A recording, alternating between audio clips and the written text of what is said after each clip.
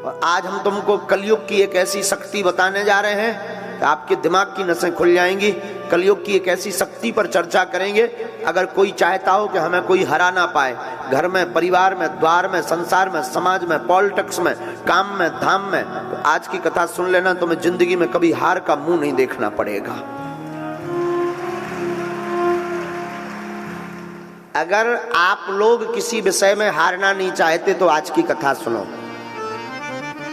याद रखना, जो मनुष्य धार्मिक होता है वो दुख को भी सुख में बदलने की क्षमता रखता है। उसकी दृष्टि, उसकी विचारधारा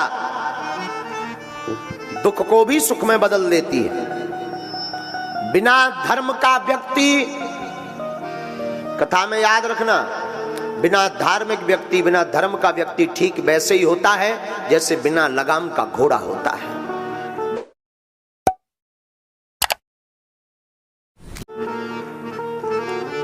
जिस प्रकार घोड़ा परम स्वतंत्र होता है, वैसे ही बिना धर्म का व्यक्ति भी बिना लगाम का होता है। और लगाम धर्म की जरूर होनी चाहिए।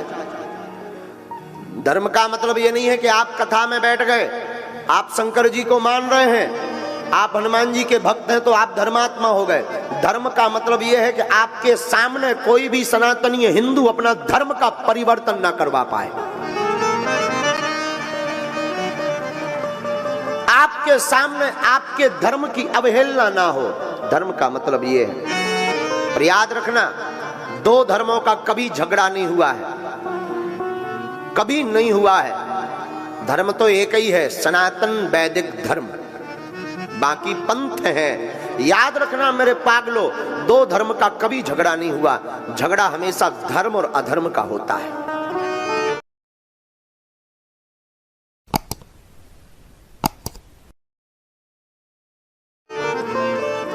दो धर्मों का हो ही नहीं सकता। लाइट में, केबल करंट में अर्थिंग और अर्थिंग, दो वायर लगा दिए जाएं बल्ब में, तो क्या बल्ब जलेगा? जवाब दीजिए, बोलिए। क्या करना पड़ेगा? अर्थ के साथ फेस देना पड़ेगा। हाँ जी या ना जी? न्यूट्रल के साथ में हाँ जी या ना जी? तभी जलेगा ना। वैसे ही दो धर्म की कभी लड़ाई नहीं होती, लड़ाई हमेशा धर्म और अधर्म की होती है। तो आज हम आपको जो सूत्र देने वाले हैं, तुम अपने कर्म से मत भटको। दुनिया आपके ऊपर क्या कर रही, आपसे क्या कह रही, मत घबराओ। एक महात्मा नदी में स्नान कर रहे थे। स्नान करते करते वो देखते हैं कि एक बिच्छू बहता हुआ चला जा रहा। महात्मा को लगा कि हमें बचाना चाहिए वरना ये मर जाएगा। महात्मा ने अपना हाथ लगाया, बहते हुए बिच्छू को हाथ पर रखा और फेंकने की तैयारी की तो उसने डंक मार दिया, काट दिया। महात्मा के हाथ से बिच्छू गिर गया। महात्मा ने हाथ फटकारा, फिर वो बिच्छू भागने लगा, बहने लगा। महात्मा ने फिर हाथ लगाया और हाथ पर रखा। वो बिच्छू ने फिर काट दिया, वो फिर गिर गया। महात्मा ने फिर हाथ फटकारा।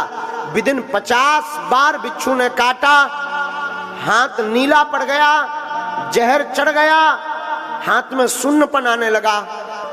नदी के किनारे हमारे तुम्हारे जैसा कोई एक सज्जन खड़े हुए थे। उन्होंने कहा, ये बाबा पागल हो क्या तुम? तुम्हारी बुद्धि सठिया गई। वो काट रहा और तुम उसे ही बचाने का प्रयास कर रहे हैं। ऐसे को मरने दो। क्या जरूरत है उसको बचाने की? जो काट रहा हो, जिसके साथ तुम अच्छा कर रहे हैं, वो बुरा कर रहा है, तो क्या आवश्यकता है उसको बचाने की? क्या जरूरत है उसको हाथ पर रखने की? क्या आवश्यकता है?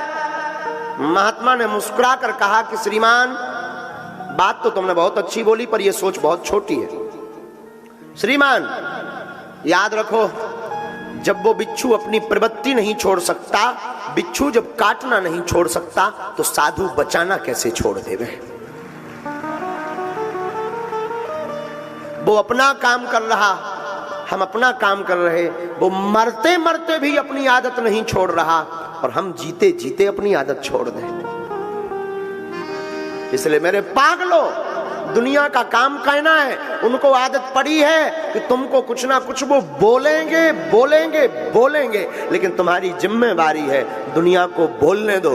तुम डिगना नहीं, तुम बहकना नहीं, तुम अपने रास्ते पर बढ़ते कदम चले जाना, एक दिन मंजिल अवश्य मिल जाएगी। चाहे वो मंजिल परमात्मा को पाने की हो, या वो मंजिल आपकी जिंदगी की हो, या कोई पद पाने की मंजिल हो, या प्रतिष्ठा पाने की मंजिल हो, या भगवान को पाने की मंजिल हो, लोगों को कहने देना। लोग कहते रहेंगे, तुम बढ़ते जाना और एक दिन मंजिल पा जाओगे मेरे पागलों। आदत मत छोड़ना, लोगों के कहने पर तुम बहक मत जाना, लोगों को कहने पर तुम हट मत जाना। याद रखना, अहिंसा धर्म है। अहिंसा ना करो, बहुत अच्छा है, लेकिन धर्म पर कोई घात करे और चुप बैठो तो ये भी पाप है। धर्म पर कोई घात करे तब बोल देना चाहिए, ये भी धर्म है। वो सूत्र जिसके लिए तुम बैठे हो, उस सूत्र का नाम है एकता। क्या नाम है? जोर से बोलो ना, पीछे वाले। त्रेतायाम मंत्रम शक्तिश्च ज्ञान शक्ति कृते युगे, द्वापरे युद्ध शक्तिश्च संघे शक्ति कलियुगे। त्रेता युग में मंत्र की शक्ति थी, सतयुग में ज्ञान की शक्ति थी। जो त्रेता में मंत्र जानता था वो बलवान था, सतयुग में जिसको ज्ञान था वह बलवान था।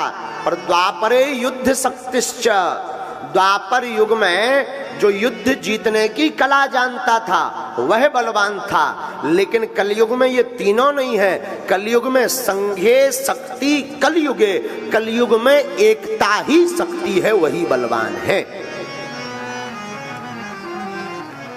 जिसकी एकता वो बलवान। इसलिए साधुओं, एकता चाहे घर की हो, परिवार की हो, भाई भाई की एकता हो, या फिर समाज की एकता हो, अथवा हिंदुओं की एकता हो, जो एकता पर बल देता है उससे पूरी दुनिया हार जाती है। कलयुग का प्रभाव, कलयुग में जिसकी महिमा है वो एकता की।